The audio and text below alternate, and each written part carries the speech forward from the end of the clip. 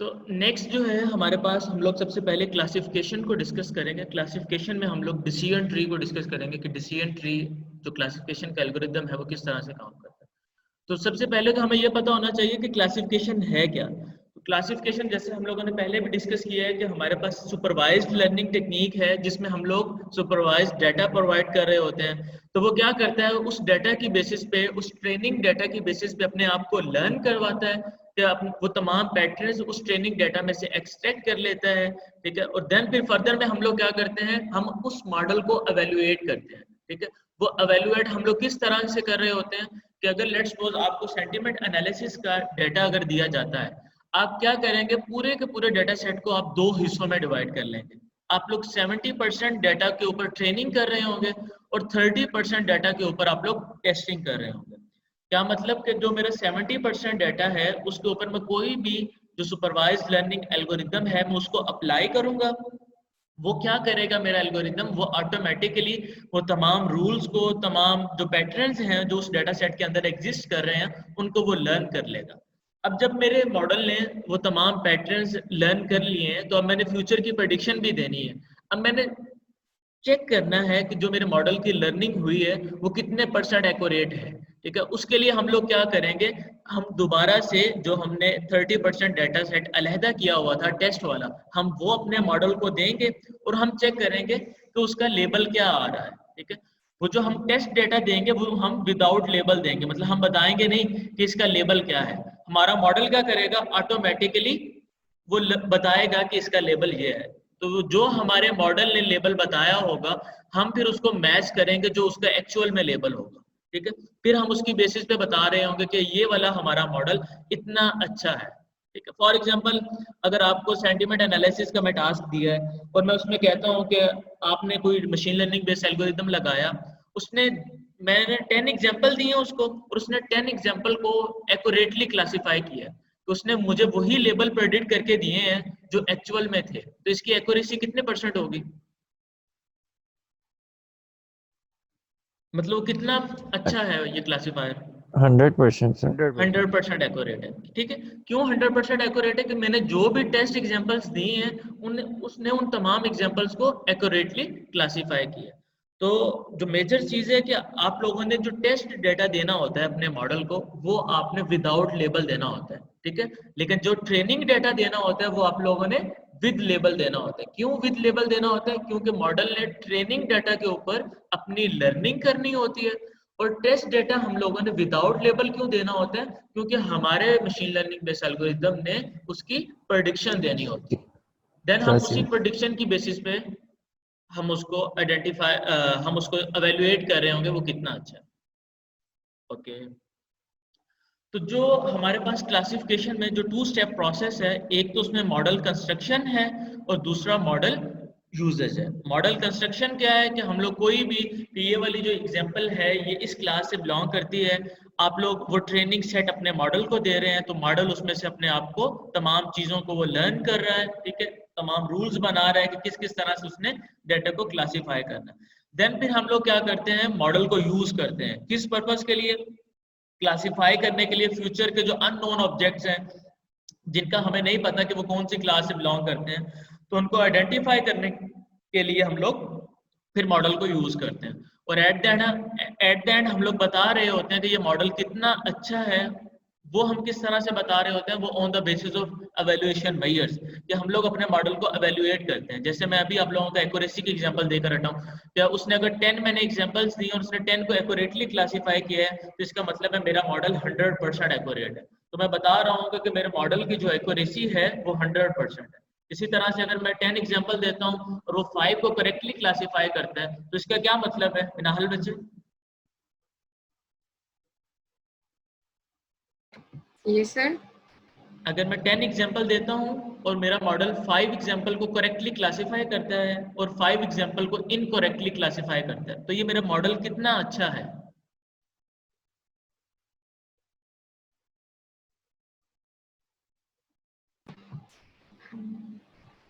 कैसे बता रहे होंगे ये कितना अच्छा है मॉडल? अहमद अली बच्चे आप बताएं।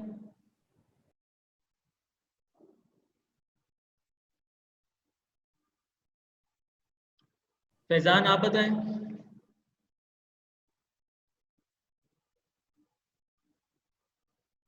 मेरे क्वेश्चन की समझ आ गई है बच्चों आप लोगों को? Yes sir. जी कोई भी बता दे रैंडमली। सर 50% हम कह सकते हैं इसको। 50% कह सकते हैं हम? किस तरह से 50% कह रहे हैं बच्चे? सर वो उसको टेस्ट कर रहा है, सर कि 50% उसने उसको सिर्फ सही आधे क्लासिफाई को कर रहा है। आइडेंटिफाई किया है करेक्टली। एग्जैक्टली क्योंकि उसने 50% एग्जाम्पल को करेक्टली क्लासीफाई किया है, तो इसलिए हमारे मॉडल की जो एक्यूरेसी है वो 50% है। ये आइडेंटिफाई कैसे कर रहे हैं? तो total number of accurately classified model जो एग्जाम्पल्स हैं, ठीक है, divided by total number of examples. तो जो उसने करेक्टली क्लासीफाई किए एग्जाम्पल डिवाइड कर देंगे हम टोटल नंबर ऑफ एग्जाम्पल्स से, तो ये हमारी एक्यूरेसी आ जाएगी। समझ आ गया मिनाहिल बच्चे? ये सर आ गई है। ओके। तो ये जैसे आप लोगों को सामने यहाँ पर मॉडल कंस्ट्रक्शन की समझ आ रही है कि मेरे पास कुछ एग्जांपल्स हैं जैसे कि आप लोगों को शो हो रही है यहाँ पर, ठीक है। जैसे आपको माइक शो हो रहा है, मेरी शो हो रहा है, बिल शो हो रहा है, उनके अगेंस्ट पे कोई लेबल गिवन है जैसे टेन्योर है कि येस है या नो है, ठीक है।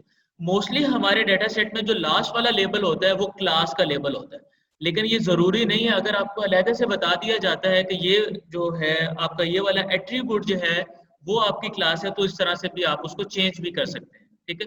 लेकिन अगर आपको नहीं बताया गया तो जो लास्ट वाला जो कॉलम होता है वो हमारा लेबल होता है। अब जैसे आपके सामने ये कुछ एग्जांपल्स गिवन है, कुछ डेटा सेट दिया गया था, आप इसके ऊपर क्या करेंगे? कोई ट्रेनिंग डेटा था ये हमारा, इसके ऊपर आप कोई क्लासिफिकेशन एल्गोरिदम लगाएंगे, ठीक है। और ये एल्गोरिदम क्या करेगा? कुछ रूल बना लेगा अपने पास कि अगर रैंक इक्वल टू हो प्रोफेसर और ईयर ग्रेटर देन हो 6, देन तुमने टेन्योर इक्वल टू यस कहना है। तो ये रूल बना लेगा। ये रूल कैसे बना रहा है? On the basis of training data. और ट्रेनिंग डाटा की बेसिस पे रूल बना रहा है। और एट द एंड हम लोग क्या करेंगे? इस मॉडल को टेस्ट करेंगे। ये जो हम लोग मॉडल को टेस्ट करेंगे, इसमें हम ये टेन्योर वाला लेबल अपने मॉडल को नहीं देंगे।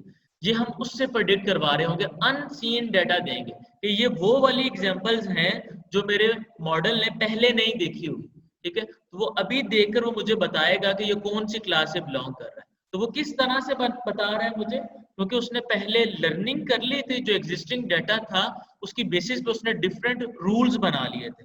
जब उसने रूल्स बना लिए तो वो ऑटोमेटिकली देखेगा, अच्छा ये टॉम हो अगर नेम, और रैंक असिस्टेंट प्रोफेसर हो, ठीक है, ईयर इतना हो, अगर 2 इयर्स हो तो तुमने टेन्योर क्या कहना है, ठीक है। इसी तरह से अगर कोई और एग्जांपल है तो उसमें आप लोगों ने टेन्योर यस कहना है या नो कहना है। तो ये हम अनसीन डाटा देते हैं और अनसीन डाटा के ऊपर हमारा मॉडल जो है वो प्रेडिक्शन दे रहा होता है, और उसको हम लोग देख रहे होते हैं ये प्रेडिक्शन कितने एक्यूरेटली क्लासिफाई कर रहा है। गॉट इट बच्चों? यहाँ तक कोई confusion? No sir. No sir. Okay. तो जो टाइप्स ऑफ क्लासिफायर्स हैं इसमें हमारे पास कुछ कंप्रीहेंसिबल क्लासिफायर्स आ जाते हैं और कुछ हमारे पास नॉन कंप्रीहेंसिबल क्लासिफायर्स आ जाते हैं। कंप्रीहेंसिबल क्लासिफायर्स वो वाले होते हैं जो रूल बेस्ड होते हैं, कि जैसे मैं अभी आप लोगों को एक एग्जांपल्स दे के हटा हूँ जिसमें हम लोग रूल बना रहे हैं, तो वो रूल की बेसिस पे हमारे तमाम डाटा को क्लासिफाई कर रहा होता है, वो हमारे कंप्रीहेंसिबल क्लासिफायर होते हैं। फॉर एग्जाम्पल डिसीजन ट्री है, रिपर है, CN2 है, डिफरेंट वेरिएंट्स हैं डिसीजन ट्री के, तो ये सारे हमारे रूल बेस्ड क्लासिफायर्स हैं। इसी तरह से कुछ हमारे नॉन कंप्रीहेंसिबल क्लासिफायर्स होते हैं जिसमें हमारे पास स्टैटिस्टिकल या मैथमेटिकल क्लासिफायर्स को हम यूज कर रहे होते हैं, ठीक है। जैसे SVM है, नेव बाइज है, न्यूरल नेटवर्क्स है, ये डिफरेंट हमारे पास स्टैटिस्टिकल और मैथमेटिकल क्लासिफायर्स हैं। इंशाल्लाह हम लोग फर्दर इनको वन बाय वन डिस्कस करेंगे। हमारी जो रिसर्च है क्लासिफिकेशन में, उसका मेजर गोल क्या होता है कि find highly accurate learning model, का हमारा हाईली एक्यूरेट लर्निंग मॉडल हो, इजी टू अंडरस्टैंड हो, कि आप उन तमाम मॉडल्स को अच्छे से अंडरस्टैंड कर सकें, efficient when dealing with large database. कि अगर मेरी डेटा बेस जो है, अगर मेरा डेटा जो है वो लार्ज भी हो जाता है, बढ़ भी जाता है, तो जो मेरे मॉडल की एफिशिएंसी है, परफॉर्मेंस है, उसको वो खराब नहीं होनी चाहिए, उसका इम्पैक्ट बैड नहीं होना चाहिए, वो उसी तरह से एफिशिएंटली परफॉर्म करना चाहिए। तो एवेल्युएटिंग क्लासिफिकेशन मेथड्स में क्या है कि हम एवेल्युएट कर रहे हैं कि ये जो मेरा मॉडल है वो कितना अच्छा है। तो उसमें हम लोग एक तो प्रेडिक्टिव एक्यूरेसी को यूज कर रहे हैं जिसकी बेसिस पे हम बता रहे हैं कि कितना एक्यूरेट है, और सेकंड हम लोग देख रहे होते हैं कि वो उस मॉडल को क्रिएट होने में, कंस्ट्रक्ट होने में कितना टाइम लग रहा है, ठीक है, कितना स्पीडली वो हमारा मॉडल जो है वो कंस्ट्रक्ट हो रहा है, वो स्पीड एंड स्केलेबिलिटी को हम लोग देख रहे होते हैं।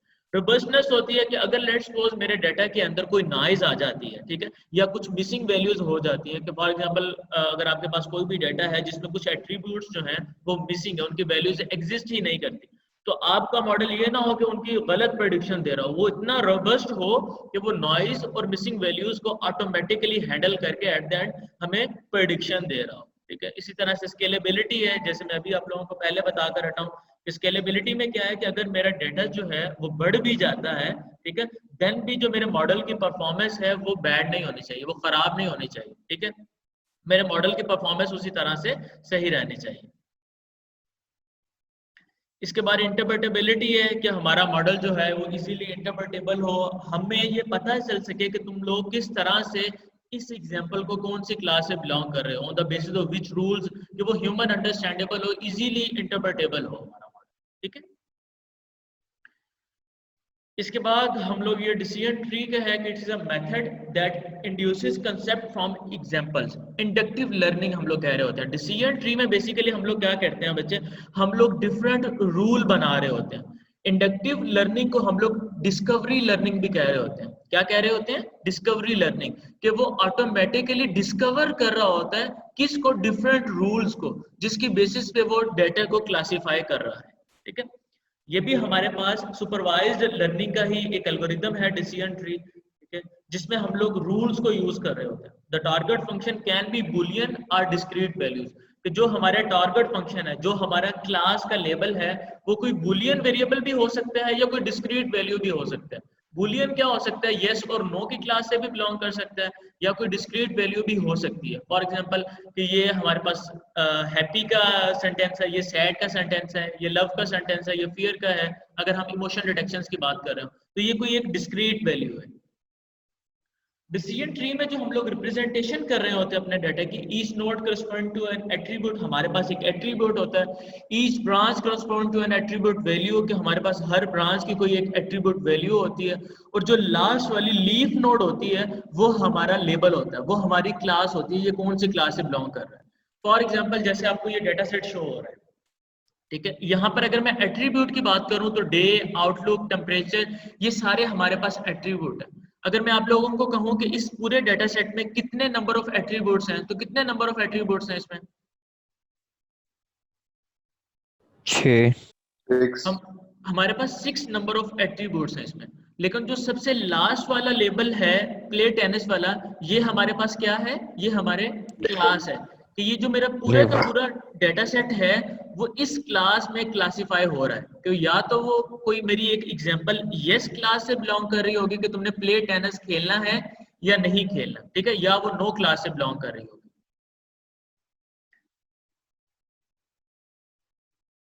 ठीक है। इसी तरह से ये जो मेरे पास नंबर ऑफ एट्रीब्यूट्स हैं, इनको मैं नंबर ऑफ डायमेंशंस भी कहता हूँ। ये अपने पास नोट डाउन कर लें कि जो मेरे पास नंबर ऑफ एट्रीब्यूट्स हैं, अगर आपसे पूछा जाए कि आपके डाटा सेट की डायमेंशंस कितनी है, तो आप नंबर ऑफ कॉलम्स को काउंट करेंगे, वो आपके नंबर ऑफ एट्रीब्यूट्स हैं, वो आप लोगों के नंबर ऑफ डायमेंशंस हैं। जी हरून बच्चा।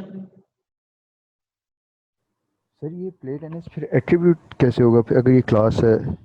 ये मुझे समझ नहीं आया। एट्रीब्यूट सब बाकी होंगे ना? जी जी एग्जैक्टली, मैं वही बता रहा था कि प्ले टेनिस जो है वो हमारे पास क्लास है, और जो पहले वाले क्लास से पहले वाले हैं वो हमारे पास एट्रीब्यूट्स हैं। तो सर लेबल कौन सा इनमें? लेबल सबसे लास्ट वाला, क्लास वाला जो प्ले टेनिस है। हम लोग बेसिकली लेबल किसको कह रहे होते हैं कि मेरे पास कोई एक एग्जांपल है कि ये एक अच्छा लड़का है, ठीक है, कि मैं उससे पॉजिटिव क्लास को कह रहा हूँ। तो ये जो मैं पॉजिटिव कह रहा हूँ ना, इसको मैं क्लास भी कह सकता हूँ या मैं इसको लेबल भी कह सकता हूँ कि इस सेंटेंस का लेबल क्या है। जैसे आपको यहाँ पर शो हो रहा है कि अगर डे इक्वल टू 1 हो, आउटलुक सनी हो, टेम्परेचर हॉट हो, ह्यूमिडिटी हाई हो, वाइंड अगर वीक हो, तो प्ले टेनिस जो है वो तुम मतलब टेनिस नहीं खेल सकते। तो वो जो नहीं खेल सकते ये उसकी क्लास है। किसकी? ये जो हमारे पास एक एग्जांपल है। या आप ये भी कह सकते हैं कि ये जो हमारे पास प्ले टेनिस नो है, ये इस एग्जांपल का लेबल है कि ये हमारा जो एग्जांपल है वो किस लेबल से बिलोंग कर रही है। Got it? सर इस एग्जांपल में हमारे पास 5 एट्रीब्यूट्स हैं। जी बच्चे, 1 2 day, outlook, temperature, humidity and wind. और जो 6 वाला है हमारे पास है तो वो मतलब नंबर ऑफ एक कॉलम ही है ना, लेकिन वो कॉलम किस चीज का है, वो हमारा क्लास का कॉलम है कि ये जो एग्जाम्पल है वो कौन सी क्लास से बिलोंग कर रही है। मैंने आपको बताया था कि बाय डिफॉल्ट जो लास्ट वाला कॉलम होता है वो हमारी क्लास का कॉलम होता है, अगर आपको नहीं बताया जाता कि ये कौन सी क्लास से बिलोंग करता है। लेकिन ये जरूरी नहीं है, हम इसको चेंज भी कर सकते हैं। अगर मैं प्ले टेनिस पहले रख देता हूँ, फर्स्ट कॉलम रख देता हूँ और मैं आपको कहता हूँ कि इस डेटा सेट की जो क्लास है वो प्ले टेनिस वाला जो हमारे पास कॉलम है वो है, तो आप ऑटोमेटिकली गेट कर लेंगे ओके इसकी क्लास ये है। तो बाकी जो हमारे पास तमाम एट्रीब्यूट्स होंगे उनको आप कंसीडर कर लेंगे। तो जो हमारे पास नंबर ऑफ कॉलम्स हैं इनको हम नंबर ऑफ एट्रीब्यूट्स भी कहते हैं, नंबर ऑफ डायमेंशंस भी कहते हैं। अगर आपसे पूछा जाए आपके डाटा सेट की डायमेंशंस कितनी है, तो क्लास के एट्रीब्यूट्स के अलावा जितने नंबर ऑफ कॉलम्स होंगे आप बता देंगे मेरे डाटा सेट की इतनी डायमेंशंस हैं। इसके अलावा आप लोग इसको नंबर ऑफ फीचर्स भी कहते हैं। अगर आपसे कहा जाता है कि आपके डाटा सेट के फीचर्स कितने हैं, देन आप अगेन अपने नंबर ऑफ कॉलम्स को काउंट करेंगे। ठीक है, number of features, number of columns, number of dimensions, ये तीनों चीजें हम लोग इन्हीं को कह रहे होते हैं, हमारे एट्रीब्यूट्स को। और जो आप लोगों को रो वाइज शो हो रहा है जैसे D1, D2, D3, ये जो कंप्लीट रो शो हो रही है, ये बेसिकली हमारे पास क्या है, नंबर ऑफ एग्जांपल्स हैं। ठीक है, कि आपके डेटा सेट में इतनी नंबर ऑफ एग्जांपल्स एग्जिस्ट कर रही हैं। अभी आपको ये पूरा डेटा सेट देखकर कितने नंबर ऑफ एग्जांपल्स इस डेटा सेट में एग्जिस्ट कर रही हैं? 14 number of examples data set में एग्जिस्ट कर रही है। ठीक है, अभी आप लोगों को समझ आ गई है कि हमारा डेटा सेट की डायमेंशन किस चीज को कहते हैं, इसमें हमारा लेबल क्या होता है, क्लास क्या होती है, हमारे नंबर ऑफ एग्जांपल्स क्या होती है। इसमें अगर किसी की कोई क्यूरी है तो पूछ लें। सर लेबल फिर से बता दें। जी, लेबल बेसिकली बच्चे ये है कि मैं जैसे हम लोग स्पैम हैम को डे 1 से डिस्कस करते आ रहे हैं कि मैं कहता हूँ कि मेरे पास 10 एग्जांपल्स हैं जिनमें से 5 जो है वो स्पैम क्लास से बिलोंग करते हैं और 5 एग्जांपल जो है वो नॉट स्पैम क्लास से बिलोंग करते हैं। ठीक है, ये जो बिलोंग करना मैं उसको बता रहा हूँ ना कि ये एग्जांपल इस क्लास से बिलोंग कर रही है, वो मेरा लेबल है। ठीक है, कि मैं अपने डेटा सेट को कितने हिस्सों में क्लासिफाई कर रहा हूँ या कितने पोर्शन में क्लासिफाई कर रहा हूँ। फॉर एग्जांपल अगर आपको सेंटिमेंट एनालिसिस का टास्क दिया जाता है, उसमें क्या होगा मेरे डेटा सेट का लेबल, या तो वो पॉजिटिव होगा या नेगेटिव होगा या न्यूट्रल होगा। अब लेट्स सपोज अगर आपका टास्क चेंज कर दिया जाता है,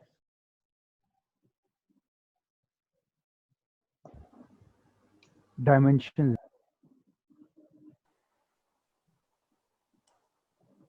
ओके, रिकॉर्डिंग स्टार्ट हो गई है ना? ठीक है, यस। अच्छा, तो ये जो हमारे पास आउटलुक टेम्परेचर ह्यूमिडिटी है, ये हमारे पास हमारे डाटा की डायमेंशंस कह सकते हैं, एट्रीब्यूट्स कह सकते हैं आप लोग। ठीक है, या फीचर्स कह सकते हैं कि मेरे डाटा के ये फीचर्स हैं। और जो रो वाइज हमारे पास डाटा एग्जिस्ट कर रहा है, ये हमारे नंबर ऑफ एग्जांपल्स हैं कि हमारे डाटा सेट में इतने नंबर ऑफ एग्जांपल्स एग्जिस्ट कर रहे हैं। ओके, डिसीजन ट्री में ना बेसिकली हम लोग एक डिसीजन ट्री बनाते हैं जिसकी बेसिस पे फिर हम नई आने वाली एग्जांपल को क्लासिफाई कर रहे होते हैं। कि आपको एक डेटा सेट दिया जाता है, उस डेटा सेट का आप एक ट्री बिल्ड कर लेते हैं, जैसे आपको यहाँ पर एक ट्री शो हो रहा है। फिर आप क्या करते हैं, जैसे ही कोई नई एग्जांपल आपको दी जाती है, कोई नई टेस्ट एग्जांपल आपको दी जाती है, आप जस्ट इस ट्री में से पास कर देते हैं उसे। फॉर एग्जांपल कोई आपको टेस्ट डेटा दिया गया, आप चेक करेंगे कि आउटलुक का जो उसका एट्रीब्यूट है आया वो इक्वल टू सनी है और उसकी ह्यूमिडिटी का जो एट्रीब्यूट है इक्वल टू हाई है, देन तुमने उसको नो लेबल देना है। ठीक है, तो जो भी मेरे पास टेस्ट डेटा आएगा उसको वो इस तरह से पास करेगा और एट द एंड एक लेबल असाइन कर देगा, एक क्लास असाइन कर देगा। ठीक है, तो सबसे पहले अगर आपने ट्रेनिंग करवानी है अपने एल्गोरिथम की, तो इसका मतलब है हमें ये वाला एक ट्री बिल्ड करने की जरूरत है। ठीक है, तो सबसे पहले हम इस तरह से ट्री बिल्ड करते हैं जिसकी बेस पे ये ट्री बेसिकली किस तरह से बन रहा होता है, on the basis of learning. हमारा डिसीजन ट्री लर्न करता है, आगे मैं बताता हूँ कैसे वो काम कर रहा होता है, और देन वो एक ट्री बिल्ड कर लेता है। ठीक है, और एट द एंड वो कोई भी जो मैं टेस्ट डेटा देता हूँ वो उसको एक्यूरेटली क्लासीफाई कर देता है जैसे हमारा ट्री बना होता है। ट्री में जो हमारे पास डिसीजन ट्री में जो रिप्रेजेंटेशन है, बेसिकली हम लोग डिसजंक्शन ऑफ कंजंक्शन, इन चीज़ों को यूज करके हम लोग अपना ट्री को रिप्रेजेंट कर रहे होते हैं। फॉर एग्जांपल अगर मैं कंजंक्शन की बात करूं कि जब हमारी कोई भी दो स्टेटमेंट आपस में कंबाइन होती हैं, ठीक है, तो वो हमारे पास कंजंक्शन है। लेकिन वो कंबाइन कैसे हो रही है, हमारे एंड ऑपरेटर के थ्रू अगर कंबाइन हो रही है। तो वो हमारी कंजंक्शन है। अगर मैं डिसजंक्शन की बात करूं तो अगर वो और के साथ ज्वाइन हो रही है तो वो हमारी कंजंक्शन है। फॉर एग्जाम्पल अगर हम लोग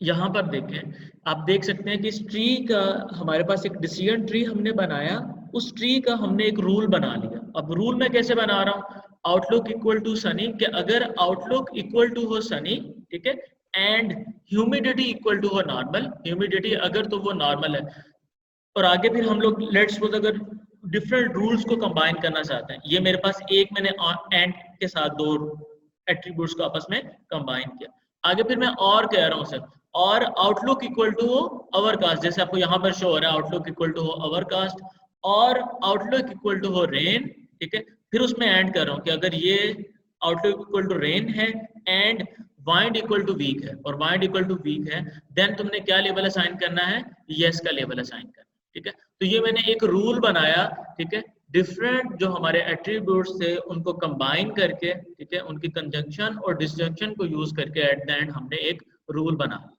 तो इस तरह से डिसीजन ट्री की मदद से हम डिफरेंट रूल बना लेते हैं, और एट द एंड जब कोई टेस्ट एग्जांपल आपके पास आती है तो आप जस्ट इस रूल की बेसिस पे उसे कोई एक क्लास असाइन कर देते हैं। इस ट्री में अगर आप लोग देखें तो ये जो हमारे पास ब्रांचेस शो हो रही है ना, डिफरेंट रूट, और यहाँ पर आपको आउटलुक, ह्यूमिडिटी, वाइंड जो शो हो रहे हैं, ये बेसिकली हमारे डेटा सेट के जो एट्रीब्यूट है वो आप लोगों को यहाँ पर शो हो रहे हैं। और जो हमारे ट्री का सबसे लास्ट लेवल है, ठीक है, वहां पर जो यस और नो शो हो रहा है वो बेसिकली हमारे क्लास लेवल है, ठीक है, जैसे ओवरकास्ट के बाद यस शो हो रहा है। तो जो सबसे लीफ नोड है वो हमारे क्लास को रिप्रेजेंट कर रहे होते हैं, उसके लिहाज से हमारी क्लास असाइन हो रही होती है, और बाकी जो अपर साइड पे नोड एग्जिस्ट कर रहे होते हैं वो हमारे एट्रीब्यूट होते हैं। जो हमारा डिसीजन ट्री है इसके डिफरेंट वेरिएंट्स भी एग्जिस्ट करते हैं, जैसे ID3 है और बाकी डिफरेंट वेरिएंट्स हैं। ये बेसिकली ग्रीडी सर्च पे ये को फॉलो कर रहा होता है, टॉप डाउन सर्च को। अगर कोई एक उसने फीचर सेलेक्ट कर लिया है तो फर्दर वो दोबारा वापस नहीं जाएगा, बैक ट्रैकिंग नहीं करता, जस्ट फिर वो आगे आगे अगले डाटा को क्लासीफाई करता चला जाता है, ठीक है। तो अगर हमने डिसीजन ट्री को यूज करके अपने डाटा को क्लासीफाई करना है तो सबसे पहले आपने वो वाला एट्रीब्यूट सेलेक्ट करना है जिसको आपने एज अ रूट बनाना है, कि आपने अपने डिसीजन ट्री का उसको रूट कंसीडर करना है। तो जिस भी आपने एट्रीब्यूट को रूट बनाना है उसके लिए मस्ट है कि आप पहले चेक करेंगे कि ये वाला एट्रीब्यूट कितना हमारे डाटा को क्लासीफाई करने में रोल प्ले कर रहा है, ठीक है। जितना ज्यादा वो रोल प्ले कर रहा होगा इसका मतलब है वो ज्यादा इंपॉर्टेंट हमारा फीचर है या वो ज्यादा इंपॉर्टेंट एट्रीब्यूट है, ठीक है। तो फिर हम उसको अपना रूट जो है, जो हमारे डिसीजन ट्री का जो रूट होता है, हम उस एट्रीब्यूट को सेलेक्ट करते हैं, ठीक है। जैसे आपको यहाँ पर शो हो रहा है कि first of all we select the best attribute to be tested at the root of the tree. तो जो हमारे ट्री का रूट है उसके लिए हम लोग बेस्ट एट्रीब्यूट सेलेक्ट करते हैं, ठीक है। For making this selection each attribute is evaluated using a statistical test to determine how well it alone classify the training example। ये जो अलग इंडिविजुअल एट्रीब्यूट है ये पूरे डाटा को क्लासीफाई करने में कितना रोल प्ले कर रहा है, ठीक है, इंडिविजुअली कितना रोल प्ले कर रहा है। इस तरह से हम लोग हर एट्रीब्यूट की ये वाला फीचर आइडेंटिफाई कर लेते हैं कि ये कितना कितना रोल प्ले कर रहा है, ठीक है। और जो एट द एंड हमारा सबसे ज्यादा रोल प्ले कर रहा होता है हम उसको सेलेक्ट कर लेते हैं as a root attribute. Then further फिर हम लोग रूट के बाद जो नीचे उसके डिफरेंट एट्रीब्यूट्स आने हैं, यही सेम प्रोसेस जो है हम उसके डिसेंडेंट एट्रीब्यूट्स के लिए भी सेम यही स्टेप्स फॉलो करते हैं। तो वहां पर भी हम इस तरह से आगे चेक करते हैं कि इसके बाद कौन से वाले ऐसे एट्रीब्यूट्स हैं जो ज्यादा रोल प्ले कर रहे हैं, वो उसके डिसेंडेंट्स में आते चले जाते हैं। जैसे मैं अभी बताकर हटा हूँ कि ये ग्रीडी सर्च को फॉलो करते हैं कि अगर मैंने एक दफा डिसीजन ले लिया है तो मैं दोबारा बैक ट्रैक नहीं जाता, मैं अर्लियर चॉइसेस को बैक ट्रैक नहीं करता, दोबारा मैं वापस नहीं जा रहा होता। जैसे आपको यहाँ पर ये ट्री शो हो रहा है कि अगर मैंने आउटलुक इक्वल टू सनी और ह्यूमिडिटी कर लिया है तो मैं ह्यूमिडिटी से वापस नहीं बैक ट्रैक नहीं जाऊंगा कि नहीं मेरा ये डिसीजन गलत था अब मैं इसको चेंज करूँ। तो इस तरह से बैक ट्रैकिंग नहीं है। ओके तो ये जो बेस्ट क्लासिफायर है, ये जो हमारा वो एट्रीब्यूट है जो हमारे डेटे को अच्छे से क्लासिफाई कर रहा होगा, वो हम किस तरह से सेलेक्ट कर सकते हैं, किस तरह से हम आइडेंटिफाई कर सकते हैं। ठीक है, उसके लिए मैंने आपको बताया था कि डिफरेंट हमारे पास स्टैटिस्टिकल प्रॉपर्टीज हैं जिसकी बेस पे हम सेलेक्ट करते हैं कि ये वाला जो एट्रीब्यूट है वो कितना रोल प्ले कर रहा है।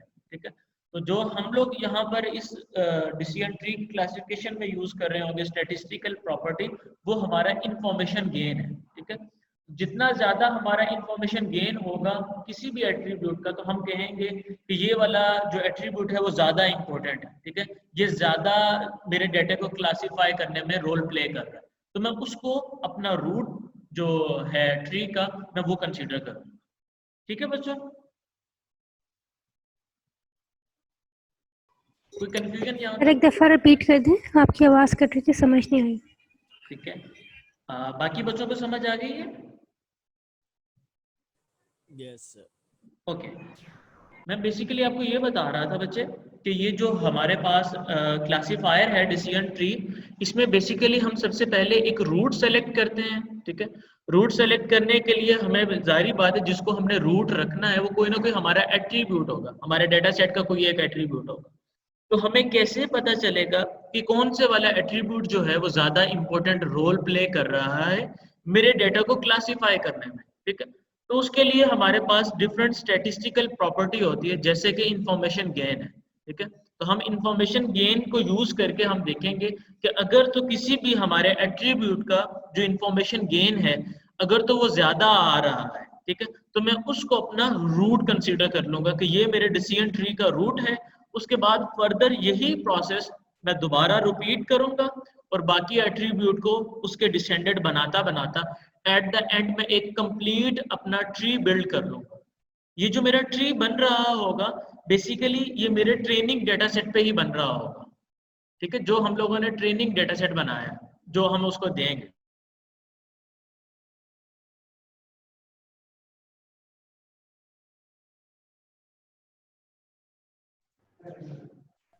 सही हो गया सर।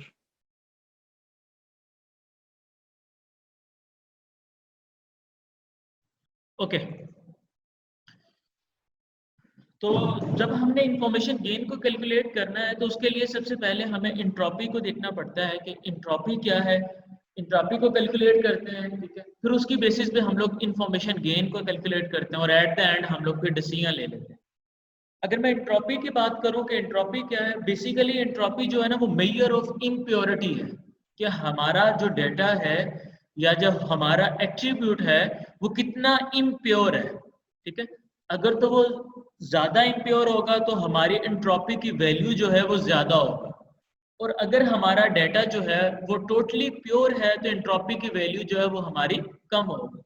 फॉर एग्जांपल मैं आपको डेटा देता हूं कोई भी जिसमें सिर्फ यस क्लास का ही सारा डेटा है, ठीक है, तो उसमें जैसे स्पैम है तो तमाम जो एग्जांपल्स हैं मेरे डेटा सेट की वो सारी की सारी यस क्लास की है। इसका मतलब है मेरा डेटा कितना इम्प्योर है अगर सारी एग्जांपल यस की है। 100%। 100% प्योर है। ठीक है, और अगर मैं पूछूं इम्प्योर कितना है तो वो 0% है। ठीक है, तो इंट्रोपी की जो वैल्यू है बेसिकली वो 0 होगी। क्यों 0 होगी? क्योंकि जो हमारे पास इंट्रोपी है वो मेजर ऑफ इम्प्योरिटी है कि जो मेरा डेटा है वो कितना इम्प्योर है। Got it? अब लेट्स सपोज अगर हमने इसको फार्मूले के थ्रू कैलकुलेट करना हो इंट्रोपी को तो हम इस तरह से कैलकुलेट कर सकते हैं जैसे आपको यहाँ पर लिखा हुआ है कि हम समेशन लेते हैं probability of I multiply by log base two probability of probability of J log base two probability of J. तो हम कोई भी एट्रीब्यूट जिसके हम इंट्रोपी को कैलकुलेट करना चाह रहे हैं हम उसकी प्रोबेबिलिटी देखते हैं वो कितनी दफा इस जगह पे अकर होने की क्या प्रोबेबिलिटी है। फॉर एग्जांपल अगर कोई डेटा सेट है तो हम लोग डेटा सेट में देखेंगे कि इस चीज की अकर होने की कितनी प्रोबेबिलिटी है। ये आप लोग एक दफा अपने पेजेस पे ये फार्मूला नोट डाउन कर लें। अभी मैं आप लोगों को एक टास्क दूंगा तो वो फिर आप इस फार्मूले को यूज करके वो कंप्लीट करेंगे।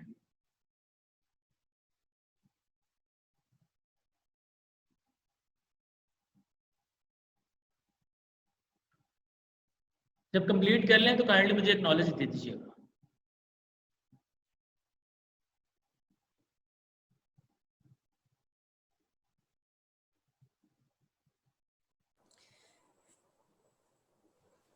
सर यस और नो के अलावा एग्जांपल से बताएं जरा एंट्रोपी का। ये मैं अगली स्लाइड में एग्जांपल लिखी हुई वहां पे मैं बताता हूँ। जस्ट अभी फार्मूला नोट डाउन कर लें आप एक दफा। एंट्रोपी का ये जस्ट फार्मूला नोट डाउन कर लें। कर लिए सर। ओके, अब जैसे लेट्स सपोज हमारे पास एक डेटा सेट है, जैसे आपको x कोई हमारे पास एट्रीब्यूट है उसका, और y जो है वो उसका कोई लेबल है, ठीक है। अब लेट्स सपोज अगर मैं x के एट्रीब्यूट की बात करूं कि यहाँ पर कितनी किस्म का हमारे पास डिफरेंट सब्जेक्ट्स एग्जिस्ट कर रहे हैं, तो यहाँ पर मैथ भी है, हिस्ट्री भी है, CS है, ठीक है। तो हमारे पास ये 3 डिफरेंट टाइप का डाटा जो है वो एग्जिस्ट कर रहा है, ठीक है। उनके करस्पॉन्डिंग में कोई एक हमें लेबल एग्जिस्ट कर रहा है कि मैथ में यस है कॉलेज मेजर के लिहाज से, नो है मतलब कौन सी उसकी क्लास है। अब फॉर एग्जांपल अगर मैंने यहाँ पर अगर कल मैं आपसे पूछूं कि मैथ की कोर्स की यस होने की कितनी प्रोबेबिलिटी है, अगर आपका कोई कोर्स का नाम हो मैथ, उसके यस होने की कितनी प्रोबेबिलिटी है, इस डेटा सेट को देख के आपको क्या समझ में आ रही है, कितनी प्रोबेबिलिटी है? 0.5। कैसे 0.5 है कि हम टोटल नंबर ऑफ एग्जांपल्स देखेंगे मैथ की कितनी है, 1 2 3 एंड 4, और 4 डिवाइडेड बाय हम किससे करेंगे, टोटल नंबर ऑफ एग्जांपल्स। तो टोटल नंबर ऑफ एग्जांपल्स हमारे पास 8 है, तो 4 डिवाइड बाय 8 करेंगे तो हमारे पास क्या आ जाएगा, 0.5 आ जाएगा। सेम इस तरह से अगर मैं पूछूं हिस्ट्री के जो आपके पास है एग्जांपल में, उसकी अगर मैं प्रोबेबिलिटी पूछूं कि उसकी प्रोबेबिलिटी कितनी है अकर होने की, तो कितनी प्रोबेबिलिटी है मुनीब बच्चे आप बताएं तो? 2/8। 2/8 कि हमारे पास उसकी जो अकर होने की प्रोबेबिलिटी है वो 2/8 है। और सेम इस तरह से अगर मैं CS के कोर्स की पूछूं तो आशिर आप बताएं। CS की कोर्स की सर कंप्लीट 1 है सर। अभी मैं जस्ट प्रोबेबिलिटी पूछ रहा हूँ आपसे सर 100%। कैसे 100% है? ओवरऑल में तो आप पूरे डेटा सेट में से देखेंगे ना, जैसे हमने मैथ क्लास और CS की बात की है। ओवरऑल सर इसकी है हमारे पास, चले आप ये बताएं CS की कितनी एग्जांपल है? 2/8 एग्जैक्टली। तो हमारे पास CS की 2 एग्जांपल है, 1 एंड 2। डिवाइड किससे करेंगे हम, टोटल के साथ, तो ये हमारे पास उसकी प्रोबेबिलिटी आ जाएगी। अभी जस्ट मैं ओवरऑल प्रोबेबिलिटी का पूछ रहा हूँ, कंडीशनल प्रोबेबिलिटी का नहीं पूछ रहा, ठीक है। तो ओवरऑल प्रोबेबिलिटी का कैलकुलेट करने की आप लोगों को समझ आ गई है कि हमारे पास जितने उसकी एग्जांपल्स हैं डिवाइड कर देंगे हम लोग टोटल नंबर ऑफ एग्जांपल्स के साथ। तो फॉर एग्जांपल जैसे आपको यहाँ पर शो हो रहा है h of y equal to मैं कर रहा हूँ 1.0। ये मैंने इंट्रोपी आइडेंटिफाई की है, कैलकुलेट की है, कौन से वाले एट्रीब्यूट की, ये जो मेरे पास क्लास एट्रीब्यूट है, ये जो y वाला आपके पास लेबल है ना, y वाला जो मेरे पास एट्रीब्यूट है, मैंने जो फीचर है हमारा उसकी मैंने ये इंट्रोपी को कैलकुलेट किया है, ठीक है। ये कैलकुलेट मैंने कौन से वाले फार्मूले से किए, जो मैंने ऑलरेडी आप लोगों को लिखवाया था कि आप लोगों ने वो फार्मूला लिखा। उसमें हम बेसिकली क्या कर रहे थे कि प्रोबेबिलिटी ऑफ i, ठीक है, तुम उसकी प्रोबेबिलिटी को कैलकुलेट करो multiply by log base two probability of i। तो यहाँ पर मेरे इस क्लास में बेसिकली 2 तरह का डाटा एग्जिस्ट कर रहा है, यस का है और नो का है। तो आप लोग यही फार्मूला एक दफा यस के लिए कैलकुलेट करेंगे, ठीक है, क्योंकि शुरू में समेशन लगा हुआ है। फिर अगेन प्रोबेबिलिटी ऑफ जो आपके पास सेकंड लेवल है जो नो का है, ठीक है, अब प्रोबेबिलिटी ऑफ नो को कैलकुलेट करेंगे मल्टीप्लाई बाय प्रोबेबिलिटी ऑफ जो हमारे पास नो के आगे जो लॉग है, लॉग के साथ हम यही प्रोबेबिलिटी नो की कैलकुलेट करेंगे।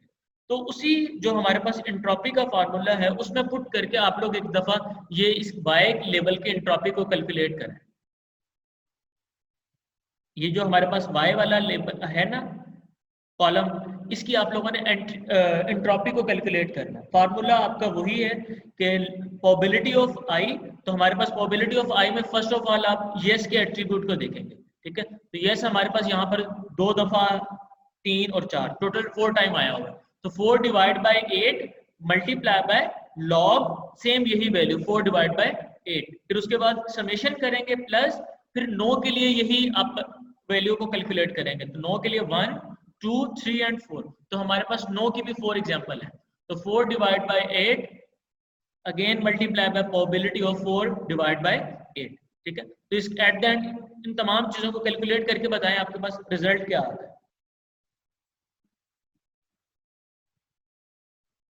सब लोग अपने पेजेस पे इसको कैलकुलेट करें।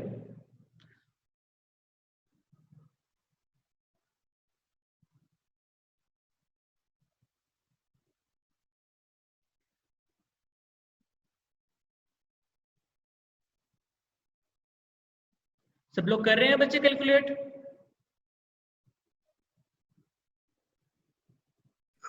Yes sir. ओके, जल्दी से शाबाश कैलकुलेट करें। और एक चीज आप लोगों ने जहन में रखनी है कि जो वहां पर हम लोग लॉग को यूज कर रहे हैं ना, वो हमारा जो लॉग है वो बेसिकली लॉग बेस 2 के साथ है, लॉग 10 के साथ नहीं है। तो जब लॉग को आप कैलकुलेटर पे कैलकुलेट कर रहे होंगे वहां पे आपने एक्सप्लिसिटली मेंशन करना है लॉग बेस 2। और अगर किसी के कैलकुलेटर में लॉग बेस 2 नहीं है तो वो जस्ट लॉग की वैल्यू को कैलकुलेट करे और फिर डिवाइड कर दे लॉग 2 के साथ, तो वो ऑटोमेटिकली लॉग बेस 2 में कन्वर्ट हो जाएगी आपकी वैल्यू। सर लैपटॉप में तो log 2 के साथ ही आता है ना? जी जी, तो वही मैं कह रहा हूँ नहीं, डायरेक्टली जो है वो log 10 में आ रहा है आपका।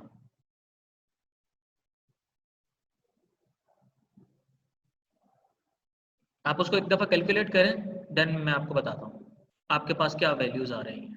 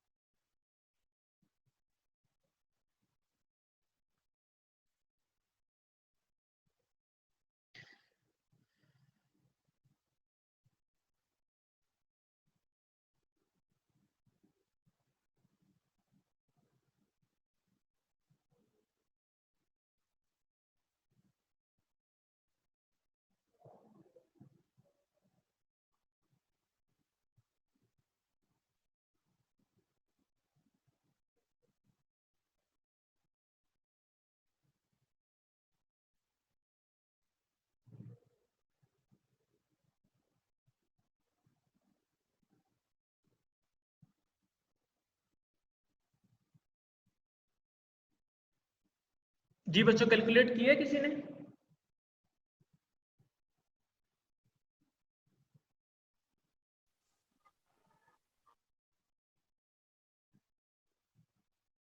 फैजान बच्चे, मिनाहिल, यस सर। कैलकुलेट किया है बच्चे आपने? क्या रिजल्ट आए हैं? सर अभी नहीं किया है। अरे चलें जल्दी से करें, शाबाश। सर हो गया। ओके, क्या आ रही है वैल्यू बच्चे आपकी? सर जो समेशन से पहले आता है ना वो -1/2 आता है। ओके, और यानी दोनों समेशन है ना, दोनों को सम करना है। एक -1/2 आता है, दूसरा भी -1/2 आता है। जो माइनस पायर का साइन है वो जब इनके अंदर मल्टीप्लाई करो तो टोटल 1 आंसर आ जाता है। एग्जैक्टली, गुड बच्चे, सही है। तो आपने कैलकुलेट कैसे किया है? जो आपने समेशन को कैलकुलेट लॉग बेस 2 को कैलकुलेट किया है वो कैसे कैलकुलेट किया है? सर कैलकुलेटर में है इस ऊपर लॉग के तो उसमें जो गिवन था गुड जी, राइट। तो जिनका अगर कैलकुलेटर में साइंटिफिकली एग्जिस्ट कर रहा है कि लॉग बेस 2 आप ऐड कर सकते हैं, जो हमारे न्यू कैलकुलेटर है, तो वो डायरेक्टली वहां पे लॉग बेस 2 दे देंगे। और जिनका एग्जिस्ट नहीं करता वो जस्ट आप लॉग को कैलकुलेट करेंगे और डिवाइड कर देंगे लॉग 2 के साथ, तो वो ऑटोमेटिकली आपका लॉग 2 में कन्वर्ट होकर वैल्यू आ रही है। अच्छा बच्चों, जिन्होंने नहीं भी कैलकुलेट किया वो एक दफा यहाँ पर देख लें। अगर आपको सबसे मेरी स्क्रीन विजिबल है, आपको कमेंट सेक्शन ये सिलेक्टेड एरिया नजर आ रहा है आप लोगों को? यस। ओके, तो यहाँ पे मैंने बेसिकली क्या किया है, मेरे पास जो एट्रीब्यूट्स थे वो कौन कौन से थे जो मैंने क्लास वाई वाले एट्रीब्यूट में हमारे पास आ रहे थे। एक तो यस था और एक हमारे पास नो क्लास थी। तो मैंने सबसे पहले कैलकुलेट किया कि मेरे पास यस वाले कितने एग्जाम्पल हैं मेरे डेटा सेट में। तो आपको पता चला अगर मैं इसमें कैलकुलेट करूं 1, 2, 3 एंड 4, तो मेरे पास यस के जो एग्जाम्पल्स हैं वो 4 हैं। तो इसकी जो हमने शुरू में अभी प्रोबेबिलिटी निकाल जी बच्चे? Sir, it's not visible. Okay ये सर स्क्रीन नजर नहीं आ रही। ओके ओके, वेट कीजिएगा, सॉरी।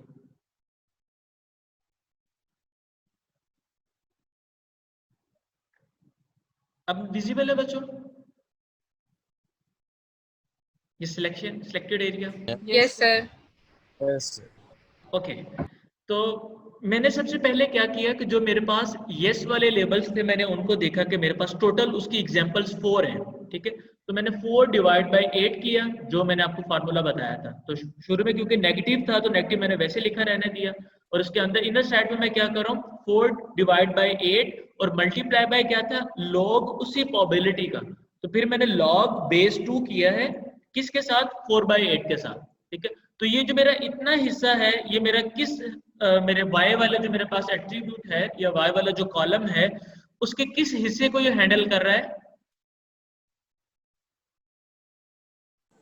सर y वाले को, y वाले में Yes. हमारे ये yes वाले को एक हिस्से को मतलब ये जो है वो उसको हैंडल कर रहा है। अब हमारे पास उस y वाले कॉलम में नो वाला हिस्सा भी है कि उसमें नो क्लास भी एग्जिस्ट कर रही है।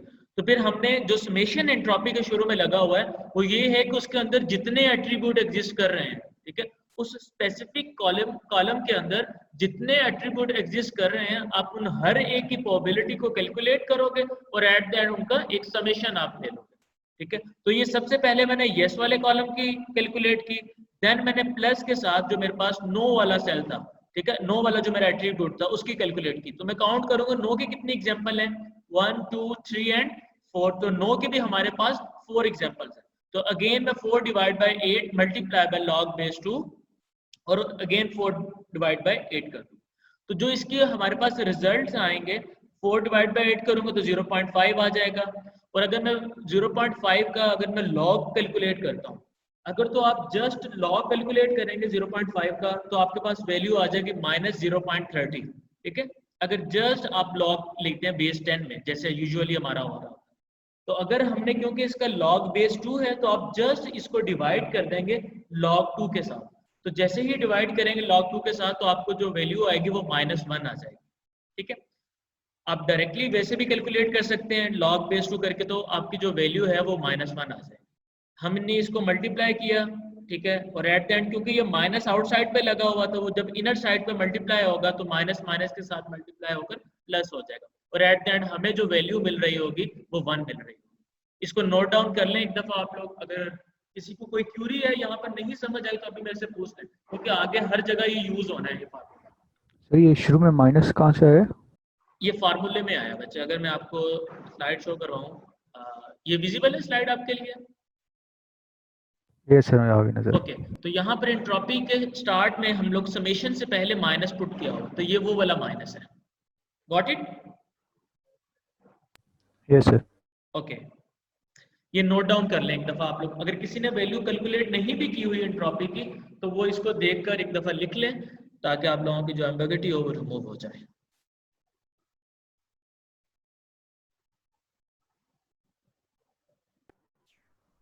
आवाज कट रही है।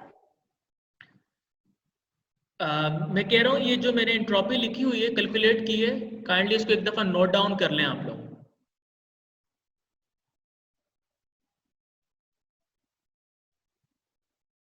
जी, अब आवाज ठीक आ रही है बच्चों? Yes sir. Okay,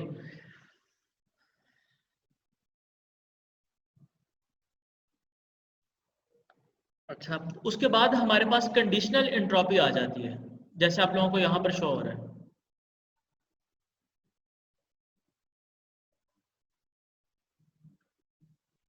conditional entropy में हम बेसिकली क्या कर रहे होते हैं, हम कंडीशनली उसको कैलकुलेट कर रहे होते हैं कि फॉर एग्जांपल जैसे h of y given that x equal to v, कि हमारे पास y वाले कॉलम की जो प्रोबेबिलिटी है अकर होने की कौन से वाले, given that x equal to हो v, कि जहां पर x इक्वल टू हो v वहां पर y के अकर होने की क्या प्रोबेबिलिटी है, ठीक है, उसको हम कंडीशनल प्रोबेबिलिटी कहते हैं।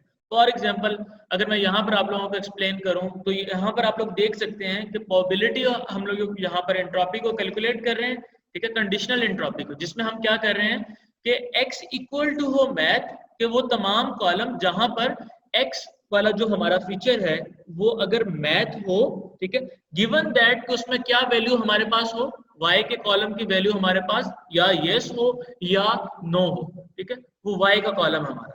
तो आप देखेंगे जस्ट पहले जो हम प्रोबेबिलिटी निकाल रहे थे वो हम पूरे डेटा सेट में से देख रहे थे कि 14 एग्जांपल्स थी या 8 एग्जांपल्स थी, तो हम 8 एग्जांपल्स में से देख रहे थे। अब हमने जस्ट कौन सी एग्जांपल्स को देखना है जहां पर x का जो कॉलम है, जो x का जो डेटा है वो सिर्फ मैथ के इक्वल हो। तो यहाँ पर क्या प्रोबेबिलिटी आ रही है आपको मैथ की कि कहाँ पर मैथ का डेटा एग्जिस्ट कर रहा है, कितना है नंबर ऑफ एग्जांपल मैथ की? 4 है। तो अगर मैं एग्जैक्टली अगर 4 है तो वो हमारे पास प्रोबेबिलिटी है मैथ की, ठीक है। अब हमने कंडीशनल एंट्रोपी के साथ सेम उसी फार्मूले से जो मैंने आपको पहले बता कर हटा एंट्रोपी का, उसी लिहाज से आपने इसको कैलकुलेट करना है। तो इसका फार्मूला क्या बनेगा एंट्रोपी का? सर 2/4 करेंगे ना इसको, राइट, log 2/4। राइट, देन एक यस के लिए और नो के लिए भी सर 2/4 वाला ही होगा। एग्जैक्टली तो एक दफा हम लोग यस के लिए 2/4 log बेस 2/4, अगेन फिर सेकंड प्लस के साथ हम नो के लिए करेंगे कि मैथ के वो तमाम जो एग्जांपल्स हैं जिनका लेबल यस है और मैथ की वो तमाम एग्जांपल्स जिनका लेबल नो है, ठीक है। तो ये हमारे पास कंडीशनल एंट्रोपी है। अब लेट्स सपोज अगर मैंने कंडीशनल एंट्रोपी हिस्ट्री की कैलकुलेट करनी हो, ठीक है, जैसे आपको यहाँ पर शो हो रहा है कि हिस्ट्री की जो एंट्रोपी हम लोगों ने कैलकुलेट की है, उसामा बच्चे आप बताएं ये 0 कैसे आएगी हमारे पास?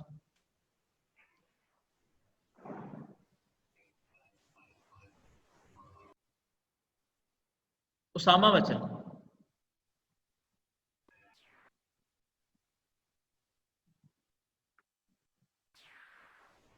मरियम बच्चे आप बता दें। सर हमारे पास हिस्ट्री में यस कोई भी नहीं है, तो 0/2 हो जाएगा।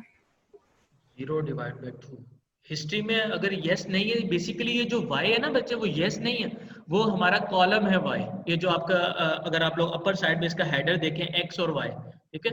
अगर मैंने कॉलम अगर मैंने उसका एट्रीब्यूट लिखना होता यस तो मैं यहाँ पे स्पेसिफिकली यस मेंशन करता, अभी मैंने जस्ट कॉलम मेंशन किया। तो इसका मतलब है कि उस कॉलम के अंदर जो जो चीजें आ रही हैं मैं उनको देखूंगा, मतलब यस को भी देख सकता हूँ और नो को भी देख सकता हूँ, जैसे ऑलरेडी हमने मैथ के लिए कैलकुलेट की है, राइट।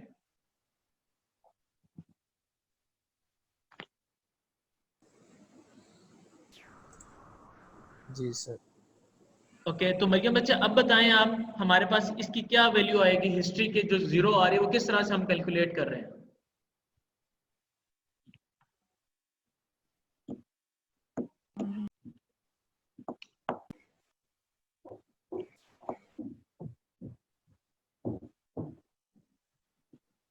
जी अमेश आप बताओ। सर हमने एंट्रोपी कहा था ना कि जिसमें जो ना अक्कर होती हो वैल्यू, तो हमारी ये टोटली नो के ऊपर बेस करिए, जो 100% जिसकी प्रोबेबिलिटी 1 है नो की, तो यस तो इसमें 0 हो जाएगा, राइट। यानी कि बेस तो नहीं कर रहा है, एंट्रोपी तो कर रही तो कितने परसेंट नहीं कर रही, तो 100